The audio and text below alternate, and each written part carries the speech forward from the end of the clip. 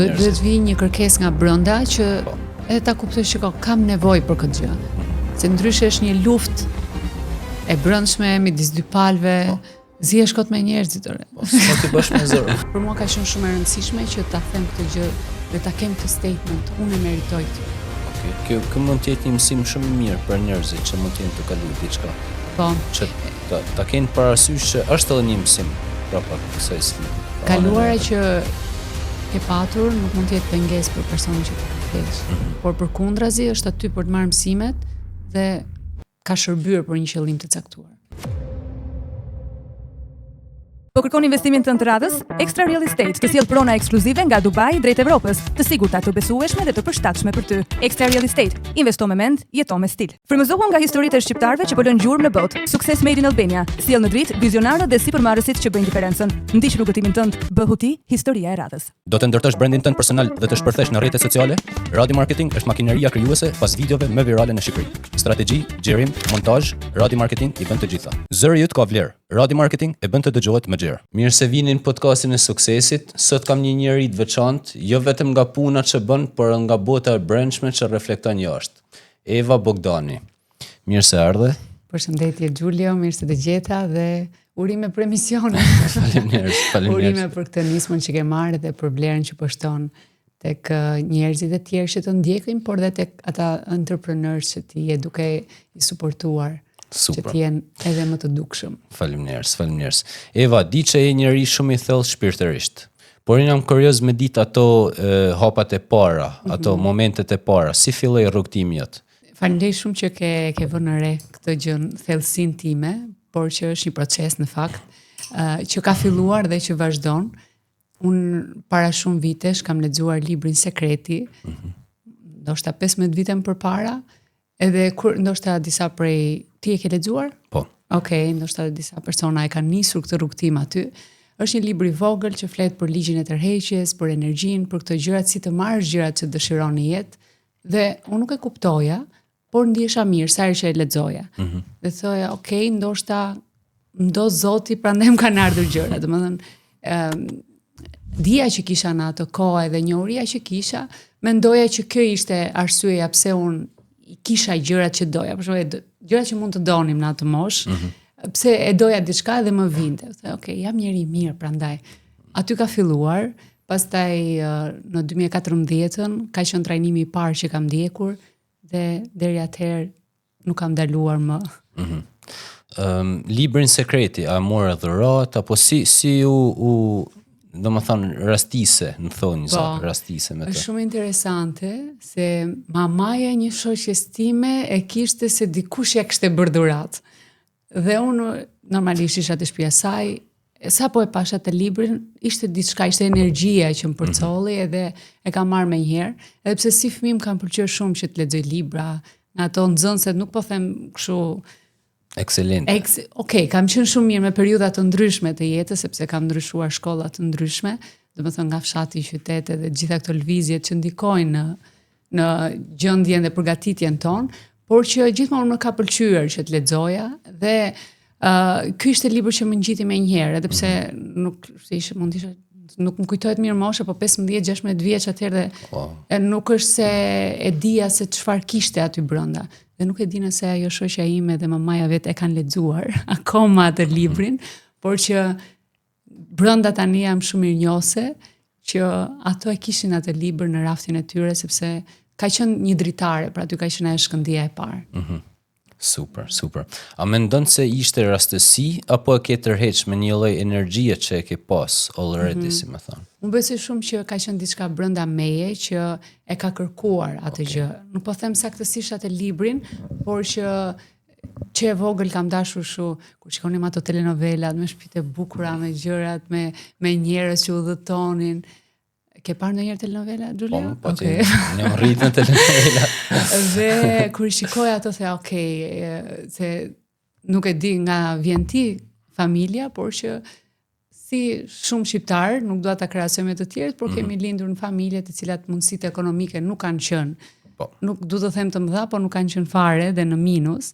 Dhe kur i shikoja ato në televizor, ke parasysh atë dream që ti si fëmijë që po unë do kem ndonjëherë do i kem këto gjëra, do jem kaq bukur, do kem këto njerëzit në jetën time dhe aty mendoj që brenda me janë ndezur disa motora të cilët kanë kërkuar gjëra që ishte libri, pastaj dhe shumë gjërat e tjera që deri më tani janë krijuar. Eva, cili është investimi më i mirë që ke bërë tek vetja deri sot? Kjo është një pyetje pak retorike sepse çdo investim që bën në veten tënde është një investim shumë i mirë dhe është investimi më i mirë që mund të bësh dhe unë këtë gjën e kam bërë më së shumti, nuk kam investuar ndoshta aq shumë në gjëra të tjera, në dukjen jashtë ose në investime të tjera që mund t'i bëja në biznes ose investime të ndryshme, por kam investuar shumë në zhvillimin tim personal, profesional edhe atë shpirtëror. Dhe nuk mund të specifikoj vetëm një sepse kanë ardhur zinxhiri njëra tjetrës, por që definitivisht jam shumë e lumtur dhe krenare për veten time që kam filluar këtë investimin në vete. A mund të bëhet dikush shumë i suksesshëm profesionalisht nëse nuk ka një lloj thellimi shpirtëror ose zhvillimi shpirtëror? Po, pyetje shumë e mirë në fakt edhe e kam bërë shumë shpesh edhe tek vetja këtë gjën, sepse aty jashtë ka shumë aftësi, ka shumë teknika, ka shumë mënyra se si ti mund ta bësh diçka që të ndodhi, por pa një përgatitje edhe të brendshme, por personalisht, domethënë mendimi im është pak e vështirë kjo gjë. Dhe çfarë shikoj dhe njerëzit e tjerë që vinë në trajnimet që ne bëjmë apo që janë drejtues biznesi, sepse personi që e drejton atë biznes, që e drejton atë punë, që është aty me klientët, është individi. Dhe ky individ ka mendime, ka emocione, ka ndjesi, dhe nëse nuk e ka masterizuar këtë gjë te vetja, aftësia më e mirë që mund të ketë, ajo do ta thyej. Dhe nuk do ketë suksesin që dëshiron pastaj. Nuk po e flas kështu është definitive kështu, por që nëse ecim paralelisht, do të shkojnë shumë më gjatë. Një pyetje pak jashtë kësaj temet, por është një pyetje që e bojnë shumë veta. Po. A mendon se një çift mund të qëndrojë bashkë gjatë, nëse vetëm njëri nga partnerët është i investuar tek rritja personale spirituale, ndërsa tjetri nuk ka shumë interes? Nga ajo përsëri nga çfarë kam parë në marrëdhënie në çift dhe do ta them në të gjitha llojet e marrëdhënieve këtë gjë. Okay. Në fakt, qoftë biznes ose në miqësi ose në çfarëdo lloj marrëdhënie që është, nëse dy njerëz nuk zhvillohen njëkohësisht, nuk po them që njëri e ndoqi këtë trajnim tani, po se ndoqi edhe tjetri. Po nuk e bëri dhe ai këtë gjë, ata nuk do takohen më kurrë bashkë, por që të komunikojnë të njëjtën gjuhë, që të kuptohen me njëri tjetrin, duhet që të eci paralelisht kjo, sepse janë dy bota të ndryshme pastaj te këta dy njerëz. Dhe komunikimi, gjuha dhe ajo që s'komunikohet, jo vetëm ajo që komunikohet është shumë ndryshe. Çfarë është diçka që ti ke pas një besim të caktuar për të para disa viteve, por sot mendon diçka komplet ndryshe?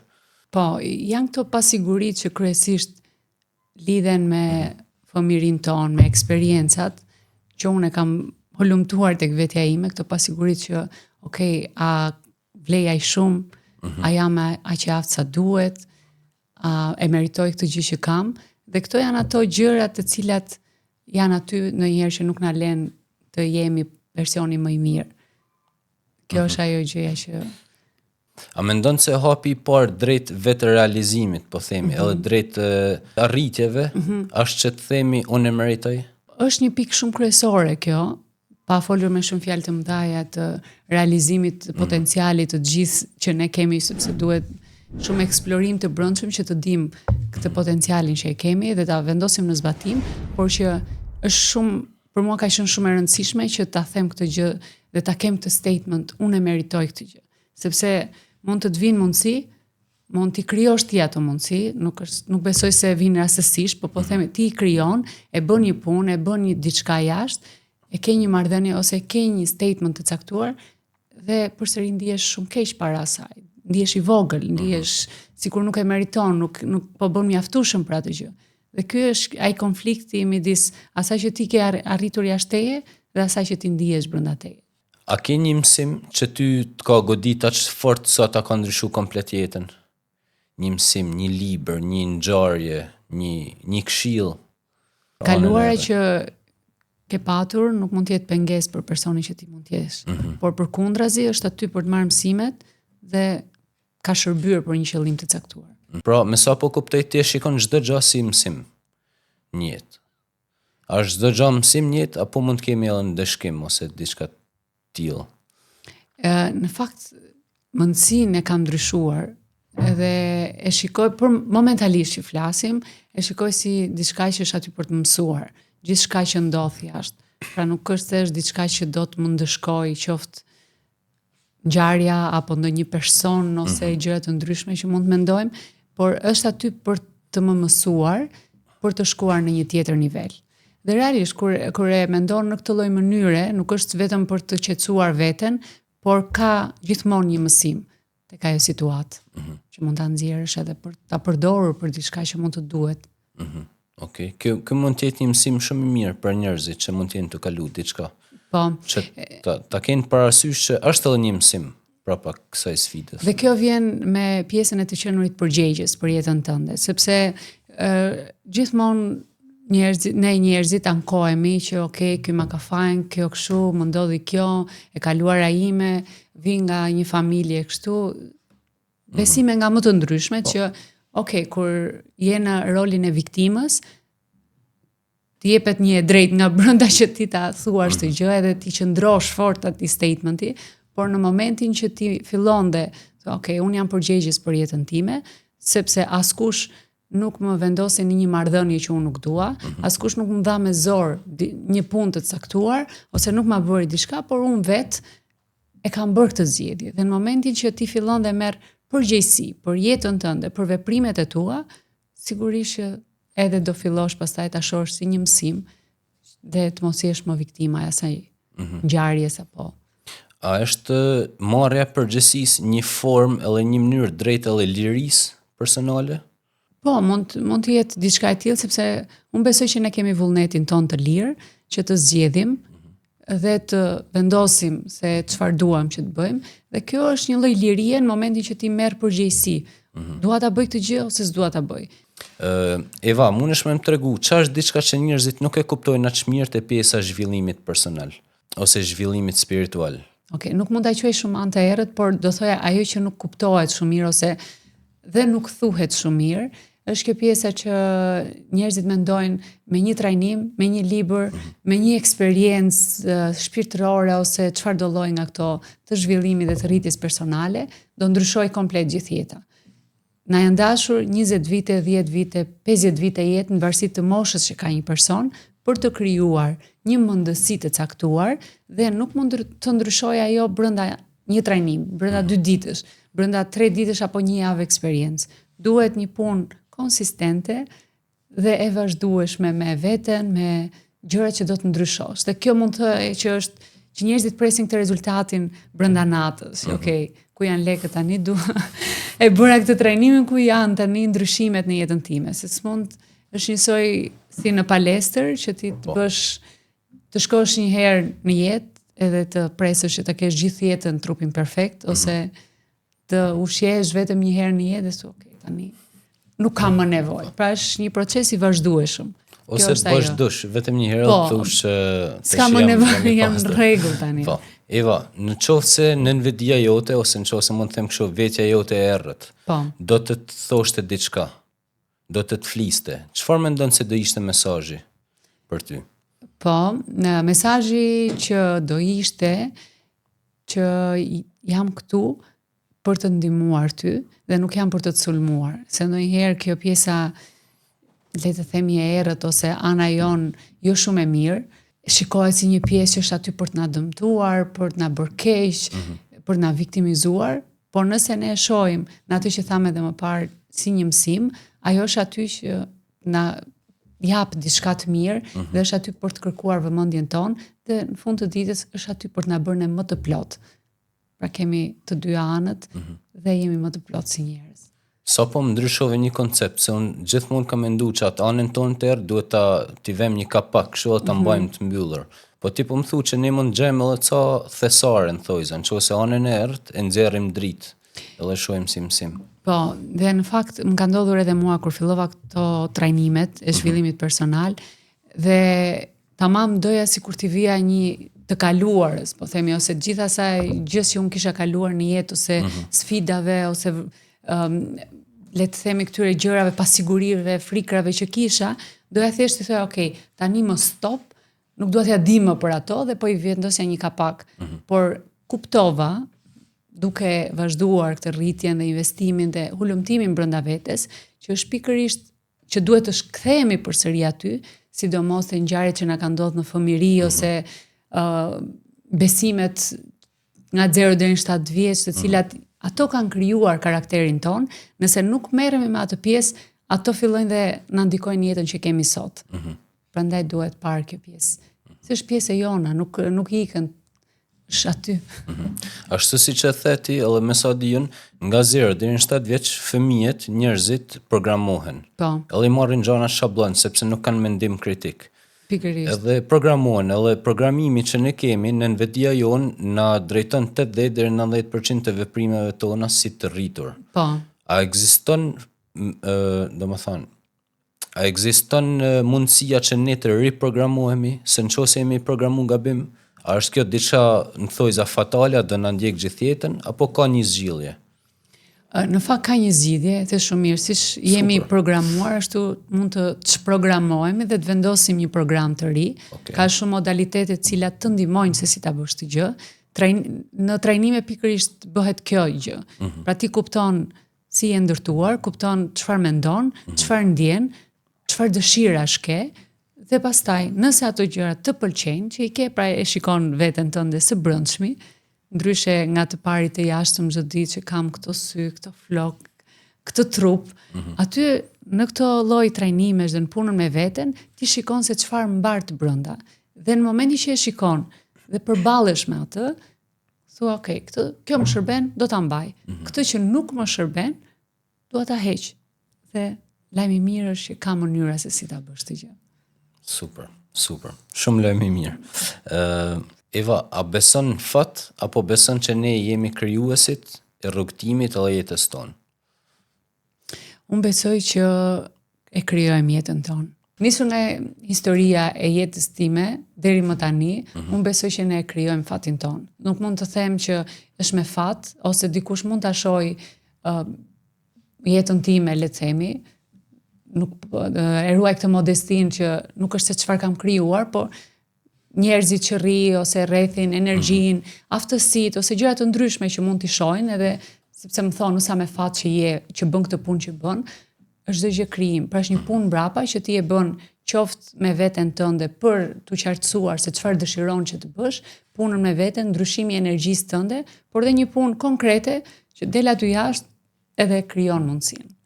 Edhe je në një ambient caktuar, je me disa njerëz, sepse vlerat e tua fillojnë dhe bëjnë match me këta njerëzit. Super. A është e vërtetë ajo që thonë shumë mentor që ne jemi mesatarja 5 njerëzve që rrim më shumë me to? Po, edhe këtë mund ta them nga eksperiencat e mia që po, e kam parë shumë të vërtetë këtë gjë, sepse fillon dhe bën disa biseda, fillon dhe krijon disa mundësi me njerëzit që rri, ose thjesht ndan të njëjtat vizione, eksperienca, qoftë për jetën ose për zhvillimin tënd ose për biznesin, kështu që e kam parë shumë të rëndësishme këtë pjesë, rrethin me kë shoqërohesh, të cilët mund të jenë ata që mund të çojnë në një tjetër nivel, të lartë ose të ulët. Anglisht quhet rock bottom.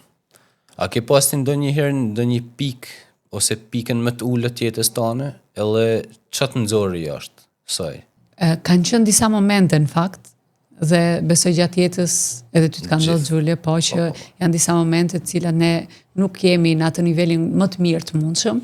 Dhe ajo që më ka nxjerr ka qenë një dëshirë e brendshme, një vullnet, një energji që nuk di se ta shpjegoj se nga vjen, por që kjo shpresa dhe vullneti për të ndryshuar gjendjen. Intuita. Si është raporti jot me intuitën? Sa i beson asaj ose sa e sakt të ka rezultu ty intuita jote? Nuk mund të them që e kam dëgjuar gjithmonë, edhe pse gjithmonë e kam ndjerë që është një zë aty brenda që më flet, qoftë me ndjesi, pra ti je në një takim me një person ose të ofrohet një mundësi e caktuar ose çfarë do lloj ambienti ku mund të jesh, dhe trupi yt fillon dhe ta tregon si ndihesh në atë vend. Ndonjëherë i kam shkuar kundër dhe më ka dalë pikërisht ajo gjëja që kam ndier në atë moment, dhe kur e kam dëgjuar, më ka dalë shumë për mirë. Domethënë, kam punuar shumë dhe punoj këtë pjesë që të lidhem edhe më shumë me këtë zërin e brendshëm, me këto ndjenjat e vërteta të mia, që ti dëgjoj edhe më shumë ato. Pra ti po më thu që intuita është, ose zëri intuitës është zëri i vërtetës ton. Po, është ajo që na udhëzon për të qenë më afër me atë që është e duhura për ne. E kuptova. Nuk dua të futem në terminologji më të thella në këtë, t'u lëm mjeshtrave që janë për intuitën edhe për këtë anën më të thellë të brendshme, por që është diçka që na flet dhe është aty për të mirën tonë. Kjo është që kam vënë re. Një pyetje pak më generale. Si reagon ose ç'është mendimi jot ose përgjigjja jote kur thonë njerëzit që zhvillimi personal ose spiritual më duken kështu si budalliqe? Po them si thotë shumica njerëzve. Po, shumë e drejtë është, edhe në periudha të ndryshme kam reaguar në mënyra të ndryshme. Okay. Ka qenë, sidomos në fillimet, se ke parasysh kur e fillon këtë rrugë dhe ti e kupton se sa vlerë ka aty brenda, e kupton se si njeriu mund të jetë në kontroll të jetës së tij, dhe të mos jetë më viktim, dhe fillon njëherë me njerëzit e tu të afër, me familjarët, me njerëzit, dhe kudo që ti je takon dhe që e nje, jo vetëm se po e bën si punë atë gjë, po e ke një dëshirë të brendshme për t'i ndihmuar këta njerëzit, për t'ju thënë që shiko, është një vend ku fliten këto gjëra dhe ti mund ta ndryshosh jetën tënde.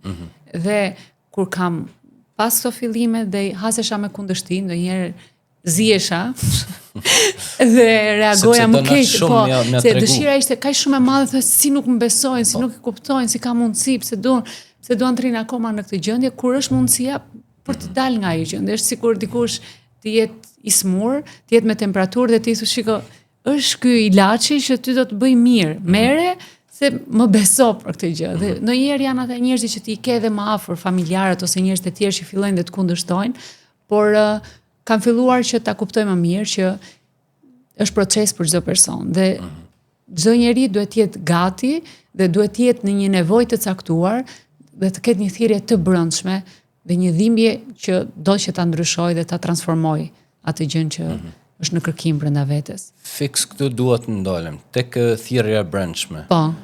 Për shembull, a ke tentuti me shoqe, me njerëz të afërt, me njerëz ndoshta jo shumë të afërt, por me të njoftërit tuaj që ndoshta nuk e kanë thirrjen e brendshme, po ke tentuar me i fut tek zhvillimi personal. A funksionon një gjë e tillë? E kam bërë dhe e bëj gjithkohës këtë në vendet ku jam ose me njerëzit që takoj, që të jap nga një shkëndi, që të kuptoj nevojën, stadin ku janë, se është bërë, ke parasysh kur bëhet e jotja, tashmë nuk e shikoj si punë këtë gjë, po është mënyra si unë mendoj, si e jetoj jetën, edhe realisht është mindseti im kjo gjë.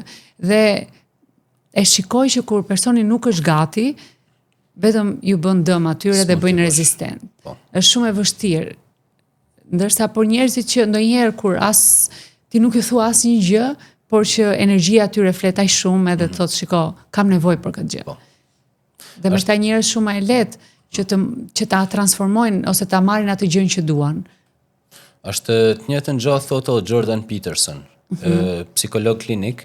Ai ka më shumë se 30 vite që trajton njerëz, edhe nga ana psikologjike, pra edhe shkencërisht, por edhe nga ana pak më e thellë. Edhe ai thotë diçka.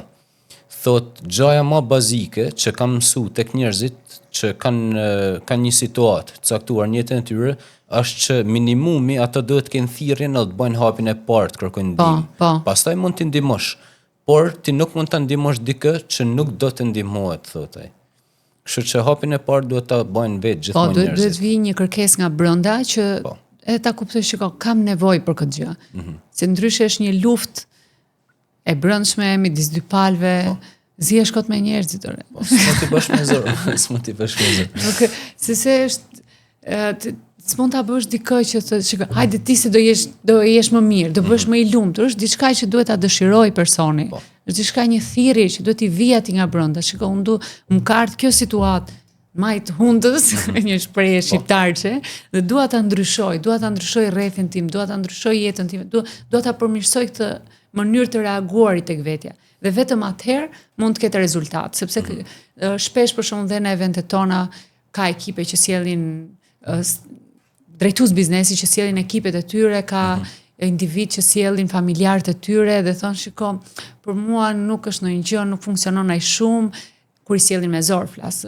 Me një lloj që ata nuk e kanë një dëshirë të brendshme. Dhe realisht nuk funksionon si çdo gjë, apo jo. Fix. Kur dikush nuk e kërkon atë gjë dhe nuk e aplikon pastaj, sepse diçka brenda tyre është në rezistencë të vazhdueshme. Eva, kam një pyetje që ka shumë interes. Çfarë bën kur shikon se diçka nuk duket se po funksionon? Ashtu siç dojmë ne, ashtu siç don ti për shembull. Si vepron në ato momente? Okej. Edhe kjo ka ardhur me periudha të ndryshme, kam qenë ndryshe, po flas nga tani, se çfarë bëj nga tani. Pasi e kam përpunuar këtë gjë të vetja. Nëse më përpara për shembull vija fajin gjës, nuk është gjëja e dur, është gjëja e dur ose roli viktimizimit, ndërsa tani ajo gjëja që bëj është, okay, çfarë duhet të bëj unë me veten time? Çfarë është diçka brenda meje që nuk po e lejon këtë gjë që të vi? Mund të jetë që ajo gjëja për shembull mund të jetë një gjë e egos që duhet ta kem patjetër.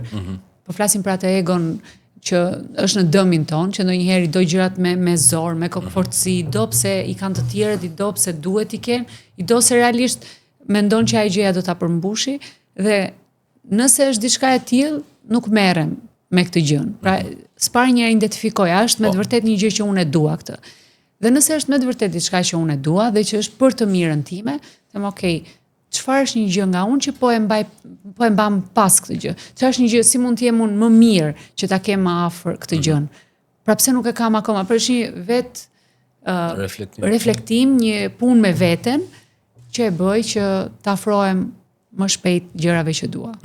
Më përmende fjalën ego. Si ka ndryshuar raporti jot me egon ndër vite ose ndër fazat ndryshme të jetës? A është ego armiku jon? Apo ne mund gjejmë një zgjidhje me përdor për të mirën?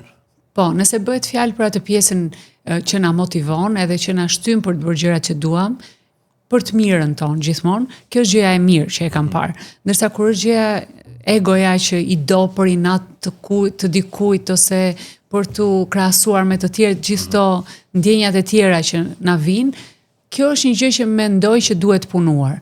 Sigurisht që e kemi, është pjesë e jona, por që duke e punuar këtë gjën, fillon dhe që ta njohësh më mirë veten dhe kthehemi përsëri te ajo që, okay, kë do të mbash dhe kë do ta zvendçosh në pjesën e programeve që ke brenda teje. Eva, je përballë pasqyrës. Edhe shikon veten tënde të vogël para 20 viteve. Edhe e po shikon ty. Okej. Personin që je sot, që je e rritur shpirtërisht, profesionalisht, e suksesshme, ç'a mendon se do thoshte ajo ty? Ne kam bërë këtë ushtrim edhe në fakt është krenare për personin që jam bërë dhe për punën që kam bërë me veten, por mbi të gjitha që e kam kuptuar që është një Eva brenda vetes, që kërkon që të takohet. Edhe ky ka qenë në këto eksperiencat edhe më të thella të meditimit, ka qenë një ndër takimet më të bukura që kam pasur. Po ti, që e ke thonë Evës të vogël? Që unë do të kujdesem për ty, që do të ecim bashk, pa frikë, me besim, edhe do jem aty për të krijuar ty sigurinë që ndoshta të ka munguar kur ke qenë e vogël. Ne gjithmonë ne gjojmë shprehjen duhet të falim të tjerët, e tjerë. Po veten, se ka herë harrojmë me bë këtë pyetjen. Sa rëndësishme është ta falim veten? Madje kemi edhe një trajnim në retreat, ti kemi qenë pjesë aty, prej aty, që Ermali bën një seancë si të falim veten dhe të tjerët, por nisur dhe nga eksperienca ime dhe nga puna me veten, është një gjë shumë e rëndësishme që të falim së pari veten tonë, sepse me gjithë këto mënyrën si jemi rritur, programimet, besimet, vetbesimi ulët, gjitha këto të cilat na kanë shërbyer në rrugtimin tonë, fillojmë dhe që ta gjykojmë vetëm nëse nuk e marrim një gjë ose nëse bëjmë diçka që quhet gabim, fillojmë dhe bëhemi shumë të ashpër me veten edhe nuk ka faj. Nëse fillojmë dhe ta shikojmë më me dëmshuri veten dhe ta falenderojmë për gjithçka që ka qenë aty, për momentet më të vështira tonat, për çdo sfidë që kemi kaluar, për çdo gjë që ja kemi dalë, Nëse kapim për dorë dhe kemi një tjetër qasje me veten, do fillojmë që të ndihemi edhe më të plot. Pra nëse mund ta themi me fjalë popullore, aq kena ditë, aq kena bë. Po. Kemi bërë më të mirën që dinim në atë moment dhe na ka shërbyer çdo gjë që kemi bërë në këtë rrugtimin ton, na ka shërbyer. Dhe nuk mund ta kthejmë dot më, por nëse mund të kthehemi dhe të marrim ato mësime të cilat, sepse ka patjetër mësime dhe na kanë shërbyer dhe na shërbejnë e kaluara jon për diçka të saktuar, atëherë nuk do jemi kaq gjykus ndaj vetes. Dhe këtë e thot një person i cili gjithmonë ka pas dëshirën për të qenë perfekt në çdo gjë, kjo sindroma, po perfeksionizmi, të jesh perfekt, të jesh më i miri, të cilat vijnë sigurisht dhe nga fëmijëria jon që na kanë krahasuar, na kanë bërë që të ndihemi ndoshta pak më inferior se të tjerët, të cilat patjetër që i kanë shërbyer rrugtimin ton, por na kanë bërë po ashtu e kthyer përsëri nga vetja që të jemi shumë gjykus ndaj vetes. Mirë që më përmende fjalën krahasim. Po. Sepse prindërit shqiptar, aq kanë ditë, aq kanë bë, e përdorin shumë krahasimin. Shiko djalin e filanit, vajzën e filanit, si një formë motivimi, pra bëjnë në një formë motivimi për të na shtyrë ne që të jemi më të mirët. Po sa e dëmshme është kjo për një fëmijë, krahasimi? Unë e kam parë që tek unë personalisht ka qenë e dëmshme. Besoj funksionon se pak a shumë në njerëzit në esencën tonë jemi shumë të ngjashëm me njëri tjetrin dhe në besimet, ndjesitë, në mendimet, në perceptimin, plus që jemi rritur nga prindër shqiptar dhe nga paraardhësit tanë shqiptar që kanë pas atë lloj jetese dhe atë lloj mentaliteti, sepse shkon zinxhir ajo. Dhe kam parë që kur vjen nga një familje ose me disa mënyra motivimi të cilat të bëjnë ty që të krahasohesh me të tjerët, e ke gjatë gjithkohës atë dhe kur je i rritur, dhe kur je dhe kur ti realisht e bën një punë të caktuar, e arrin një sukses të caktuar, përsëri është dikush aty jashtë që ti e ndjen që shiko se ky është më i mirë se sa unë. Dhe kjo pastaj të demotivon dhe krahason veten, dhe pastaj fajson veten dhe futesh dhe në ndjesi të tjera të cilat të mbylli në shtëpi. Dhe nuk fillon dhe të bësh më asnjë gjë. Kjo është, por që shumë dashuri për prindrit tanë, sepse kanë bërë më të mirën që ata kanë mundur, por në momentin që ne kemi këto lloj informacionesh, kemi këto lloj mundësish tani që ta kuptojmë se si funksionon jeta jonë, si funksionojnë gjërat, si funksionon mendja, si funksionojnë mendimet, emocionet, gjithçka, e kemi në dorë që ta ndryshojmë këtë tek vetja jonë, po edhe te brezat e tjerë. Shumë thonë akoma që shoqet e tua janë me fëmijë. Dhe ti marrin ato të shtëpisë. I ke pa, ka bot dytin.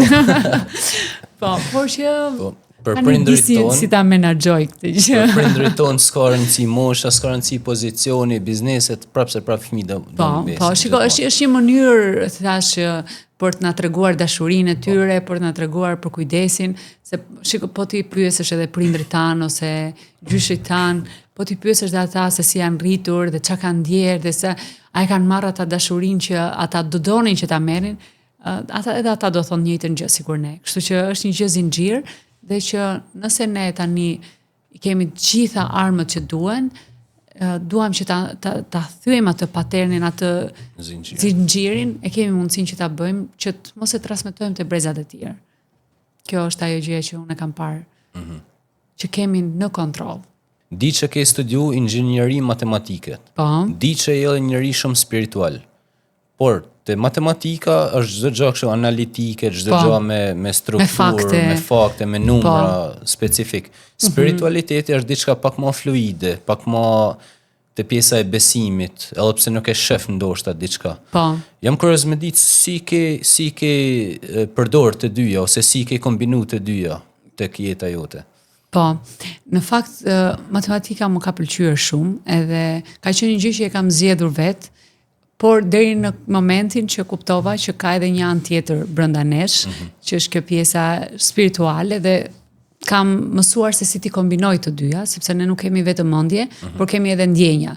Nuk kemi vetëm pjesën analitike që në këtë rrugtim quhet ana jon mashkullore, dhe nuk po flas për gjini, por në atë energjinë mashkullore, Kam kuptuar që kemi edhe këtë energjinë femërore, që është pjesa që ti lesh gjërat më në besim, më në flow, dhe që të kesh një balancë midis këtyre të dyjave duhet të punosh me dy palët. Por matematika në fakt tani që e analizoj që pse e kam zgjedhur të rrugtim dhe pse e kam zgjedhur matematikën, nuk është se jam shumë ai tipi Exceleve dhe që të mendoj. Edhe pse po, në organizim më ka ndihmuar shumë që të jem më të mendoj më qartë dhe të jem më e organizuar dhe të bëj një punë më në detaje, sepse ta ofron matematika këtë gjë. Por ajo që unë e kam kuptuar që më ka ndihmuar më së shumti, pjesa që më ka ndihmuar matematika, është si në matematikë që çdo problem që e hasim aty e ka një zgjidhje. Dhe pa vetdije ose me vetdije, unë e kam parë jetën me sfidat që më kanë ardhur në këtë lloj mënyre si një matematik. Okej, për momentin, sepse kur ballafaqohemi me një gjë, jemi njerëz, jemi human dhe na vijnë emocione të ndryshme, bllokohemi, themi është fundi botës, por kur jam relaksuar dhe kam përshiko, ka një zgjidhje. Dhe kam punuar në këtë drejtim, që të gjej cila është zgjidhja për këtë gjë. Dhe besoj që këtu më ka ndihmuar matematika. Shumë e bukur. Kjo është shumë përgjigje e bukur. Faleminderit të gjithë mësuesve të matematikës. Faleminderit me tamam. Dhe po, dhe kësi këto tash që gjej rastin, jam shumë mirënjohëse çdo personi, çdo mësuesi, çdo mjeshtri, çdo personi që më ka ndihmuar në këtë rrugtimin, qoftë në trajnimet e para që kam filluar, çdo libri, çdo personi virtual, sepse më ka ndihmuar shumë, edhe çdo njeriu që ndonjëherë më ka nxjerrë atë anën time jo shumë të mirë, edhe ata kanë qenë mësuesit dhe janë mësuesit tanë për të punuar me veten tonë, kështu që thank you. Atëherë, do dalim pak tek profesionia, te puna jote që bën aktualisht. Jo inxhinieria. Jo, inxhinieria ta lëmë pak pushim. Edhe pse shumë njerëz në fakt Zuli habiten shumë kur i them kam studiuar inxhinieri matematike, me të vërtetë inxhinieri matematike. Nuk lidhet zëri me figurën. Do flasim pak për pjesën tonë profesionale. Po. Unë shikoj të organizoj evente, të marr njerëz në telefon duke bë ftesa, duke bë paketa, oferta, shitje, të shikoj duke bë një gamë të gjerë purchasesh. Po. Edhe jam kurioz me ditë, si është ti bësh këtë gjana në bashkëpunim me Ermalin. Si është bashkëpunimi jot me të, edhe në fillim mirë si u njofte me Ermalin? Është shumë interesante se në një trajnim do e nis nga kjo njohja dhe që lidhet dhe me pjesën e këtyre mësimeve që folëm. Unë kisha pas shkruar këto qëllimet që vendosen sidomos në trajnime. Domethënë, është një ushtrim që ti duhet të vendosësh objektivat dhe qëllimet dhe dëshirat që ti ke. Dhe nuk e di pse në një event, unë e kisha pas shkruar bashkëpunim me Ermal Mamaqin. Dhe të betohem, nuk kisha asnjë lloj kontakti, as nuk e dija se si, as nuk e dija që do bënte këtë gjën, ka qenë 2019-a. Dhe, këtë gjën e zhvillimit personal ishte një gjë që e vazhdoja për veten time, trajnimet edhe rritjen time, por nuk e dija që Ermali do bënte këto lloj eventesh dhe këto lloj trajnimesh. Dhe universi, Zoti, krijuesi, rrugtimi, gjithçka që secili mund ta quaj, ti sjell gjërat që ti ta marrësh atë gjën që dëshiron. Dhe kështu ka filluar në 2020-ën, u bën më shumë se sa 5 vite tani që jam në Ermal Mamaqi training. Ka qenë dhe është një udhëtim shumë i bukur, me shumë gjyra, domethënë nuk është gjithmonë kështu bukur, happy kjo lloj, sepse si çdo lloj projekti, pune, biznesi, përballesh me sfida të ndryshme dhe sidomos kjo lloj filozofie, nuk janë vetëm ato situatat që ndodhin brenda një kompanie, por është edhe kundërshtia që ti ke jashtë. Ka qenë një rrugtim që duket aq sa i gjatë, po dhe i shkurtër në të njëjtën kohë, por që Ermali e ka bërë gjithë të punën timen, të gjithë ekipit, po flasë, është një punë shumë e madhe që bëhet në pas, me gjithë eksperiencat që ai ka, me pjekurinë dhe me profesionalizmin. Ermali është shumë profesionist, është një nga njerëzit më profesionist që unë njoh dhe më detajist dhe më i organizuar. Na ka bërë jetën shumë të lehtë dhe punën shumë herë më të lehtë, edhe me njohje që ai ka njohurit që kanë, se ti ke qenë në trajnimet tona, domethënë që nuk janë nga këto trajnimet e zakonshme që ulesh, dëgjon, dikush flet, por që ka muzikë, ka energji, ka lëvizje, ka humor brenda, ka histori, është një eksperiencë në fakt, dhe të gjitha eksperiencat e Ermalit që ka bërë në jetën e tij, na i kanë ndihmuar që të japim një paketë, një buqet emocionesh tek njerëzit. Eva, e shikoj që ka hy një frymë re, një si val e zhvillimit personal edhe profesional me këto eksperiencat e ndryshme. Edhe Ermali është një ndër to. Qa e bën ndrysh trajnimet e Ermalit nga tjerët? A është Ermali thjesht më i famshëm edhe shkojnë njerëzit te Ermali apo shkojnë për diçka tjetër më esenciale? Të mos ta kthej përgjigjen me pyetje tani, ti pse ke ardhur? Unë kam marrë se me thënë drejtën unë jam njëri që i studioj, në thoj, gjanat me energji. Unë ka pëlqy thjesht energjia. Po. Me energji, edhe kur kam marrë aty, prap energjia ishte krye fjala. Po. Energji edhe fizikisht, por edhe energji e mirë që ndjen për brenda. Pastaj kam marrë edhe pak për interes se më pëlqen networku. Po. Është një network i përzellur, vinë njerëz të një fashe të caktuar. Njerëz që kanë interesat përbashkëta me interesat e mia. Edhe aty përveç se jam transformu dhe zhvillu personalisht, sigurisht që më ka bë mirë edhe për networkun tem, për biznesin tem. Në fakt, unë nuk dua ta krahasoj me asnjë person ose çdo njeri që është në këtë lloj industrie, sepse secili jep atë kontributin e vet. Kam ato rezervat e mia për zgjedhjet që bëj në eventet që shkoj ose që nuk shkoj, por që secili që është në këtë lloj fushe, po mbjell një farë të mirë tek njerëzit me njohuri që ka dhe me ato aftësitë që ka. Ajo që e bën ndryshe, siç the edhe ti, është pjesa e energjisë, ti e ke ndjer energjinë. Dhe është e mënyra se si trajneri e transmeton mesazhin, pra nëpërmjet humorit, që është origjinaliteti i Ermalit, e transmeton mesazhin dhe nuk ta bën të mërzitshme. Pra ti ke parë eventet që janë nga 10 orë, nga 12 orë në ditë, dhe nuk e ndjen se si shkon koha.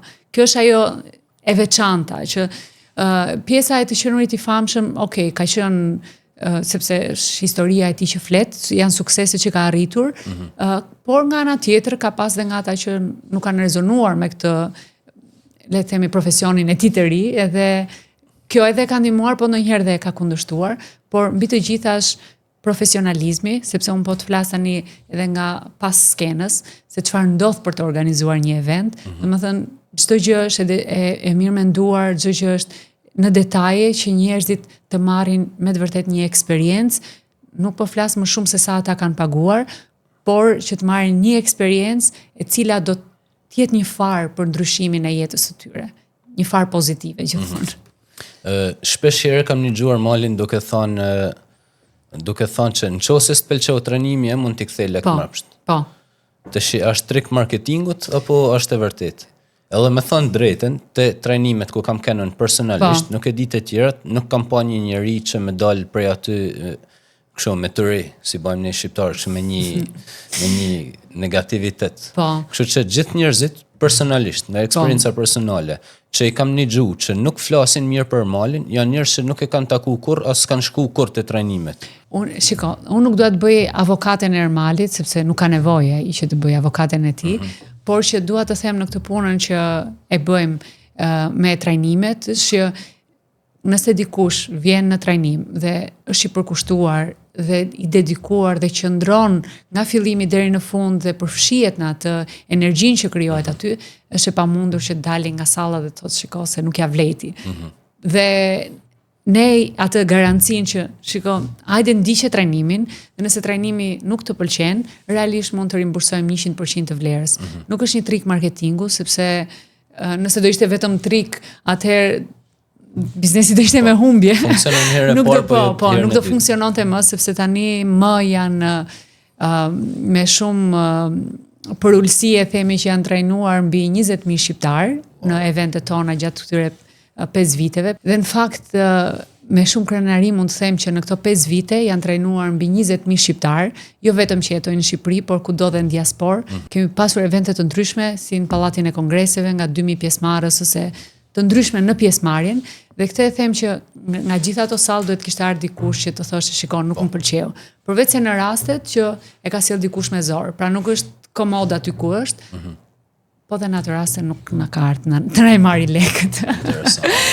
Por në përgjithësi njerëzit janë shumë të lumtur dhe dalin me një energji që na i transmetojnë në mesazhet, në arritjet që kanë, takojmë persona të cilët kanë ndjekur vetëm një webinar falas për shembull ose kanë nga ndonjë video Ermalit, nga video me Puro që ka bërë në fillim me mos lexoni romane, vetëm nga një video e tillë janë frymzuar, kanë marrë veprim, kanë ndryshuar diçka në jetën e tyre ose kanë shkuar në një tjetër nivel të zhvillimit personal ose profesional ose varësisht të rrugtimit që ka pasur një person. Dhe këtu për shembull se shumë pyesin a keni dëshmi të njerëzve, kemi shumë dëshmi të personave të cilët e di që edhe ti e kishe këtë pyetje. Unë jam i parë. Po edhe e kishe edhe si pyetje. Por edhe që bëj si dëshmi. Dhe shumë e drejtë se kur konsumon një produkt, okay, kur është në fillimet e vet aty nuk e di se është në fillim, diçka dhe derisa të ketë atë testimin, impaktin dhe ta provojnë, ta testojnë njerëzit se a funksionon ose jo, por tani më që kanë kaluar 5 vite, kemi dëshmi të individëve që kanë ndryshuar biznesin e tyre, që kanë ndryshuar mënyrën si ndihen me veten, marrëdhëniet me të tjerë dhe me veten. Janë të shumë, çfarë them më? Dikush është martuar, dikush. Ashtu. Shkoj martu. Mentori. Sa e rëndësishëm është një mentor? As mund të mësojnë të në gjanat vetë? Kush mundet me mësu mu për jetën time më mirë se sa vetën? Kjo është një nga kundërshtit e njerëzve dhe që edhe unë e kam pasur në disa faza të ndryshme. Dhe shumë e drejtë, sepse sot ke shumë libra, ke ChatGPT-n, ke shumë informacione ku mund t'i marrësh. Por roli i mentorit, i një personi që është aty për të ta shkurtuar rrugën, për të kursyer kohë, energji, dhimbje ndonjëherë, është shumë i rëndësishëm. Mund ta marrim shembullin dhe me një instruktor palestre, pra ti mund ta mësosh ushtrimin se si ta bësh vet, po një instruktor është aty që të ndihmoj ty, që ti kalosh ca pa dhimbje, pa u vrar. Mund ta marrësh patentën vet, mund ta marrësh makinën. Po. Dhe merr një 3 shtylla që. Pse ndoli shtylla para? Pse të duhet ai instruktori ty? Kështu që roli i mentorit e shikoj shumë të rëndësishëm. Rrugën do ta bëjmë vet, sigurisht. Nuk është e rruga e jote do jetë njësoj si Ermalit, apo njësoj e imja si Ermalit, ose të mentorëve të tjerë si Tony Robbins, ose çdo lloj mentori që mund zgjedhësh në jetë, në fusha të ndryshme, sepse mentorët janë sipas nevojës që ke, por kam kuptuar që të kursejnë para, kohë, energji, gjërat cilat ti ndoshta duheshin shumë vite që t'i kaloje dhe dikush t'i jep në formë koncentrati nga eksperienca e vet. Tek trajnimet, Ermal Mamaçi training. Po. A ke pas një moment që ndoshta edhe kur ke kanë skenë për shembull, sepse ti bën edhe moderimin. Po. A ke pas një moment kur ke thënë wow, me tamam që ne po ndryshojmë jetë? Po. Kanë qenë shumë momente në fakt që i kam pa njerëzit me lot në sy, i kam pa njerëzit në gjendje emocionale të ndryshme, edhe ose kur dalin nga skenë, nga salla, edhe shikoj emocionet e tyre dhe ndihet energjia dhe është një lloj përmbushje që të vjen nga brenda që okay, yes, ja ka vlejtur që ja kam sugjeruar këtij personi ose ja ka vlejtur kjo gjë që bëjmë pavarësisht gjithë sfidave që janë. Aty jashtë. Eva, do përdor edhe herë atë që thash që ti moderon eventet, bën hapjen e eventeve etj etj. Po. Sa të vështirë ke pas personalisht public speaking, me dal me hap një event para disa njerëzve në fillim të panjohur, se pastaj vijnë edhe njerëz që janë të njohur dhe janë të njohur. Edhe është krijuar një komunitet shumë i bukur në fakt. Po. Po të kthehem pak pas në shkollë për shembull, unë e kam pas shumë të merr të dilja para klasës, kemi pas vetëm një zysh e cila na ngrinte në mësim dhe mënyra si të ngrinte në mësim ishte vetëm para klasës ose do të ngelte. Dhe e mësoja përmendesh, e dija shumë mirë, ngrihesha me dëshirë dhe kur dilja aty para harroja. Ta kujtoj çik, ta shohi çik, vetëm sa ta kujtoj, por që ka ardhur me eksperiencën, ka ardhur unë gjithë, po themi profesionin tim jam marrë shumë me njerëzit, me shitje, me eventet, me produkte të ndryshme, dhe kontakti me njerëzit ma ka thyrë këtë barrierë, por në të njëjtën kohë puna me veten, po kam bërë dhe trajnime specifike të cilat lidhen me të folur në publik, që më ka ndihmuar se si ta thyej këtë barrierë. Por gjithmonë është se çdo event ka atë emocionin e vet, jo vetëm nga madhësia, edhe pse mua kur janë evente edhe më të mëdha më japin edhe më shumë energji, pra më shumë siklet mund ta kem këtë pjesën tani me një person, ndaj një kamere, ti e di sa më ke motivuar që të bëj video, të ndaj informacionet me njerëzit, dhe kjo ka qenë deri tani një nga barrierat e mia, sepse skena më jep një tjetër energji. Super. Por do ta fillojmë këtë me video, Julia. Je një vlerë që i duhet njerëzve. Ajo gjë që unë dua që të bëj është që të ndaj atë anën që njerëzit nuk e shohin tek trajnimet edhe çfarë ndodh dhe pse ju shërben individëve dhe një proces gjigant që bëhet në background. Që mund të rezonojnë me trajnimet tona ose me trajnimet të tjera, por që e kam gjetur brenda vetes që është një gjë që më motivon, është një pjesë edhe rrugtimi dhe misionit tim. Ndoshta për disa mund duket fjalë shumë e madhe, por që arsyeja pse e bëj unë këtë punë që po bëj është përtej një pune dhe përtej një biznesi, por është një gjë që më pëlqen të ndihmoj njerëzit. Ndihem shumë mirë kur një person është i lumtur dhe vjen edhe thotë shiko, faleminderit shumë. Nuk është vetëm te ajo ndjenja, dhe nëse nuk më thot faleminderit, pra nuk kam të bëj unë me atë person. Por kur e shikoj që ajo gjë që un kam bërë për atë person, me vedi ose pa vedi, e ka ndihmuar, më përmbush.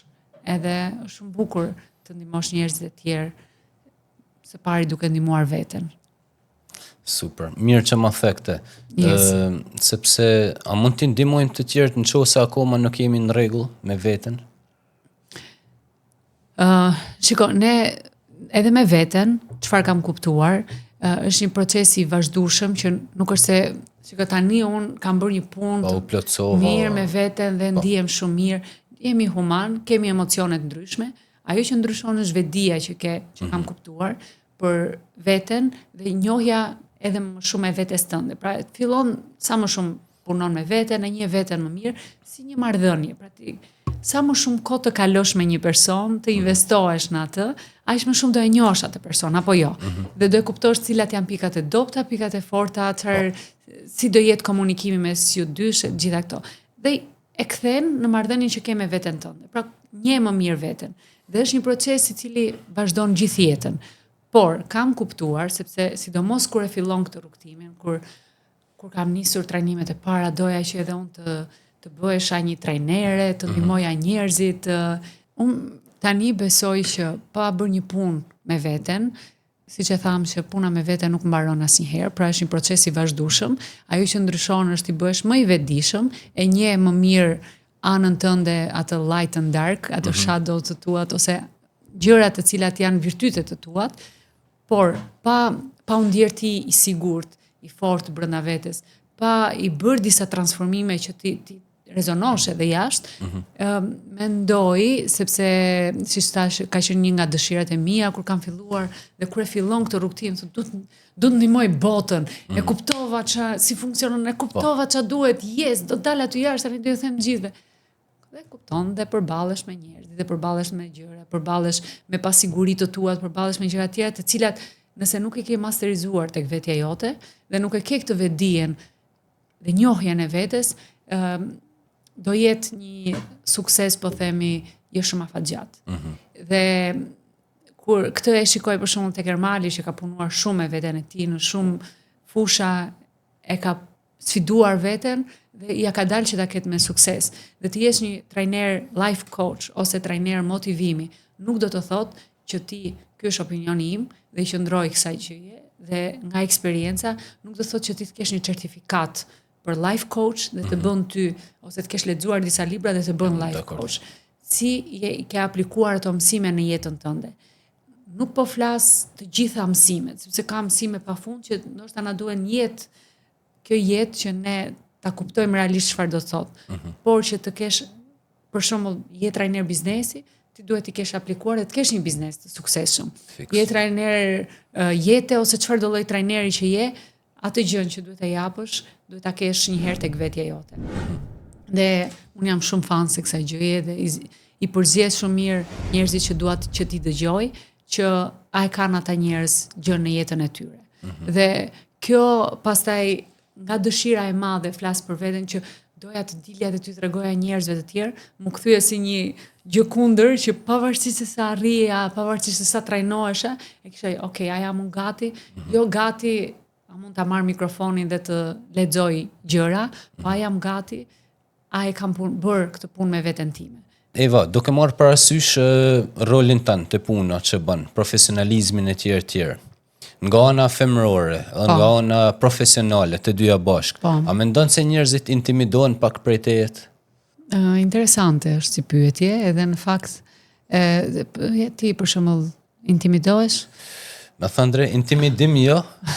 Po vaj kështu. Po në fillim ke një lloj impostimit si njeri. Se sigurisht që për mendimin tim duhet ta ketë kushdo me njerëzit e panjoftën. A kupton? Por në fakt me kalimin e kohës, duke njoft, duke shpenzu kohë, duke taku tek eventet, duke po tamam njeriu që je, mendoj që je komplet ndrysh me sa është ai impakti i parë po themi. E vërtetë është, dhe është një nga unë nuk e di nëse duhet ta marr si kompliment apo si një punë me veten që kam akoma për të bërë, po e marr shpesh këtë opinion që më thon, okay, Eva je ndryshe, kur njohim je ndryshe. Si çdo njeri, sepse varet edhe nga ambienti ku të njohin, por nga që më shohin ndoshta në një ambient shumë serioze, ndoshta veshja në eventet, xhaketa ndonjëherë të bën serioz, por që më pëlqen dhe kjo ana tjetër që kemi brenda nesh, secili kjo ana e fëmijës brenda nesh që do të qesh, do të luaj, do të argëtohet, dhe me disa njerëz të cilët kanë dashur që ta njohin këtë anë timen, sigurisht që e kam nxjerr. Super. Je rrethuar nga njerëz me ndikim, po themi, nga njerëz suksesshëm e tjerë. Si e ke mbajt veten me këmbë në tokë, si më thon, sepse edhe me këmbë poshtë tokës. Me tokëzim. Si e ke mbajt veten me këmbë tokë, duke qenë se je në rreth të suksesshëm, po themi.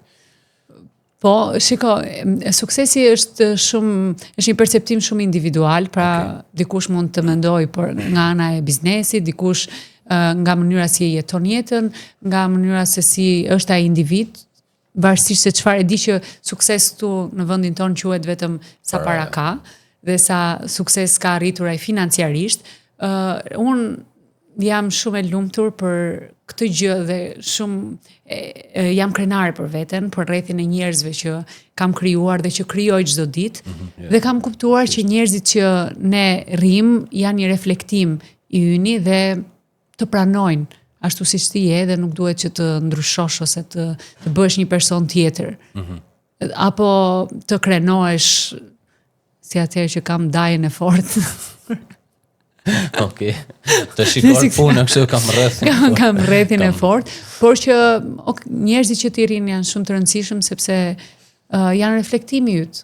Dhe nëse do të shohësh se ku je, duhet të shohësh me çfarë njerëzish po rrethohesh. Sigurisht që shpenzon shumë kohë me malin, sepse domethënë i ndërtoni punë bashk. Po cila është një ndër këshillat që më shumë, kështu që ke vathën vesh për Ermalit? Ermali është një nga personat të cilët unë kam mësuar shumë, qoftë direkt ose indirekt, sepse kur punon dhe rri me një person, ti merr shumë nga personat, qoftë me vetdije ose pa vetdije, dhe kam mësuar shumë nga ana profesionale, por dhe personale, jashtë trajnimeve që bëjmë, sepse siç e thash, është komplet një tjetër person kur bëhet fjala për punë, shumë profesionist. Ndoshta një gjë që do ta theksoja që unë e kam marrë nga ai është që kur gjithë tjerë të thonë për shembull që kjo gjë nuk bëhet, dhe ai aty shkon, atë e bën. Pra e kam kur një gjë gjithë njerëzimi ta kundërshton, do thotë që ajo gjë dhe ti brenda e ndjen që okay, mund të bëhet, të optimizmin për gjërat që okay, bëhet, mund të bëhet. Kjo është ajo. Pastaj ka shumë gjëra dhe jam, siç e thash, shumë mirënjohëse për kontributin që ka pasur në jetën time. Eva, trajnimet që bani tek Ermal Mamaçi Training. Po. Kujt i shërbejnë specifikisht? A janë për këdo? A janë për disa njerëz që kanë një lloj nevoje të caktuar? Edhe pak a shumë në çka konsiston programi? Pra, do mësoj vetëm për biznes, apo do mësoj vetëm meditim?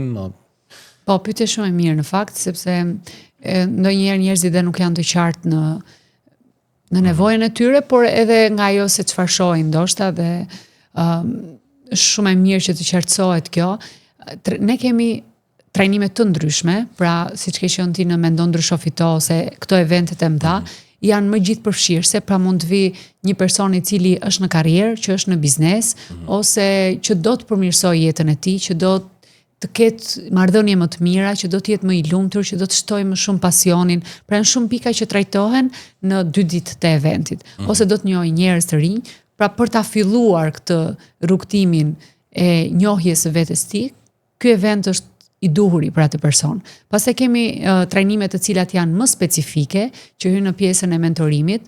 Kemi një grup që Ermali mentoron për 1 vit, që janë grupi Platin Member, dhe aty janë më specifike, siç janë trajnime për biznesin, pra është një program i shtrirë për gjithë vitin, është trajnim për biznesin që i prek të gjitha sferat e biznesit, dhe një trajnim që është për zhvillimin personal, që e ndihmojnë individin se si të rritet personalisht, dhe biznesi se si të rritet profesionalisht. Dhe ky grup, përveç këtyre trajnimeve, jep mundësinë që të hyjnë në një network në disa njerëz të cilët janë në të njëjtën frymë. Është një grup më i ngushtë dhe bëjnë aktivitete të ndryshme, siç ke qenë në disa ritrite, por në këto ritritet pastaj ne bëjmë edhe meditime, si me të ftuarit si sheki ose yoga, mjeshtra të ndryshëm. Pra është një paketë që përfshin jo vetëm biznesin, pra ata që janë në biznes, por dhe për njerëzit të cilët duan të kenë më shumë nga aspekti personal, pra duan të fitojnë më shumë, por dhe për ata njerëz të cilët duan që të njohin veten më mirë dhe duan që të rriten akoma edhe më shumë. Pra që mund ta kenë filluar jetën nga tani, por dhe për nga ata njerëz të cilët kanë arritur çdo gjë në jetë dhe janë në fazën që cili është misioni im tani, si mund të shtoj më shumë vlerë, se ti njeh disa prej personave për aspekt privatësie, nuk dua të përmend persona të cilët kanë ardhur aty sepse thonë unë kam arritur, kam bërë 1-2 biznese të suksesshme, por nuk jam i përmbushur, nuk jam i lumtur brenda. Dhe nëpërmjet këtyre eksperiencave, ata fillojnë që të gjejnë kuptimin, të gjejnë një tjetër drejtim, qoftë në atë që janë duke bërë ose në diçka tjetër, ose thjesht të shtojnë më shumë pasion në jetën e tyre. Unë do të quja pakete plot transformimit.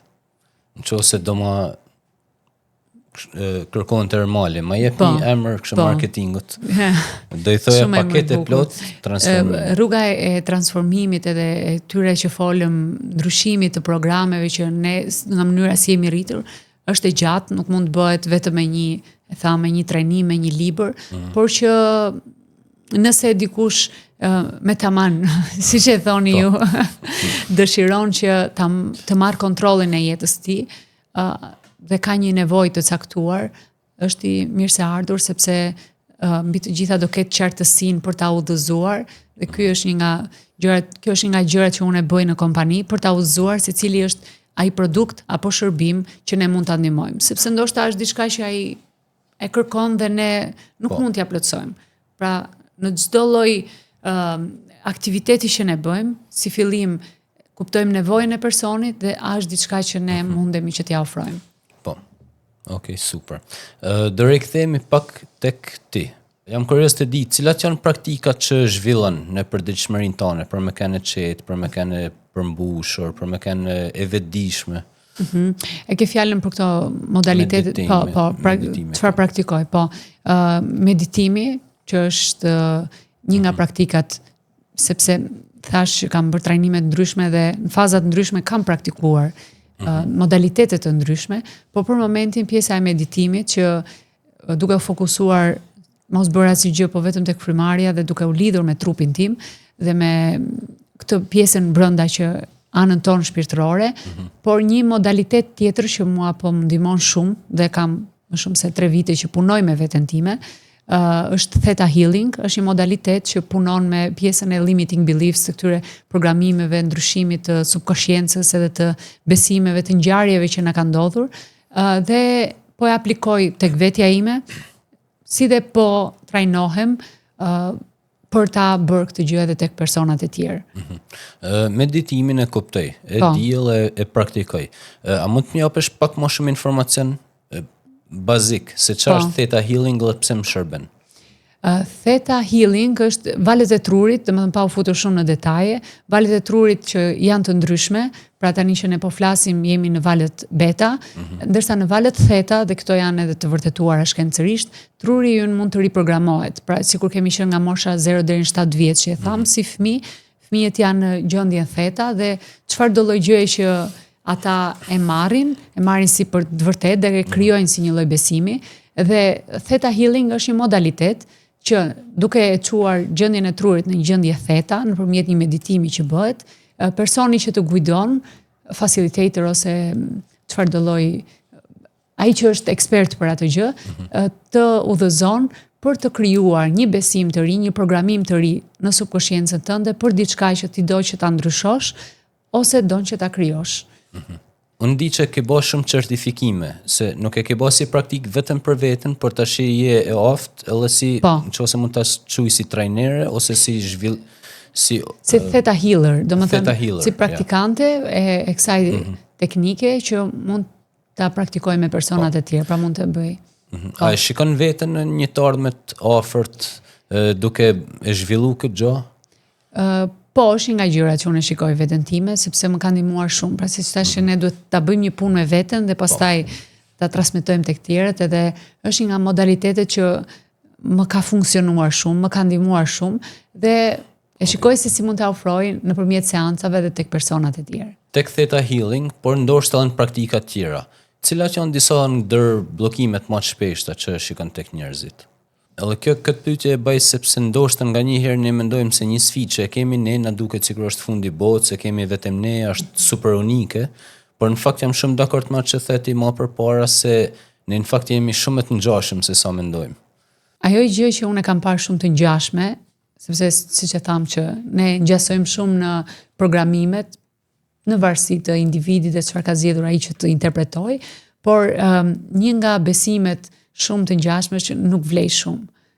Okay. Nuk jam i mirë mjaftueshëm, nuk doja dal ose këto frikrat që krijohen dhe këto janë ato që ulin besimin tek ne. Më dhe mungesa e vetbesimit pastaj na ndalon që të veprojmë, që të marrim gjërat që duam, që të dëshirojmë më shumë dhe nuk i besojmë vetes tonë. Pastaj dhe besojmë gjithçka e tjetër jashtë. Tashi do të bëj një pyetje gjenerale. Se unë jam një njeri që jam shumë big picture. Po. Jam kurioz të di ç'është është misioni ose arsyeja pas gjithë kësaj gjëje që i të bë. Pas gjithë këtyre zhvillime për veten, por që shikon me ofruar te njerëzit e tjerë. Në fakt e kam menduar në shumë periudha, Giulio, që çdo trajnim që bëhet, okay, po mirë, unë do shpëtoj botën.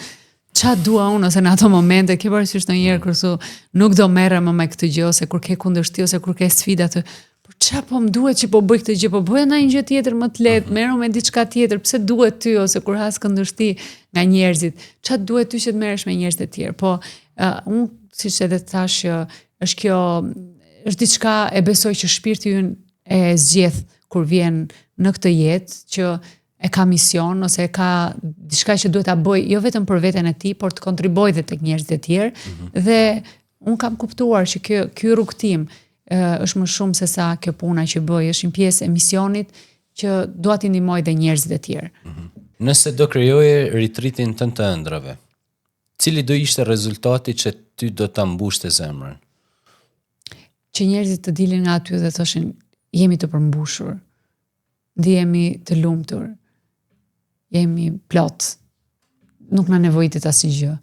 Jam shumë mirë kështu si jam. Fjala sukses e negjojmë shumë. Sidomos te trajnimet, njëra tjetra. Ç'është është suksesi për ty personalisht?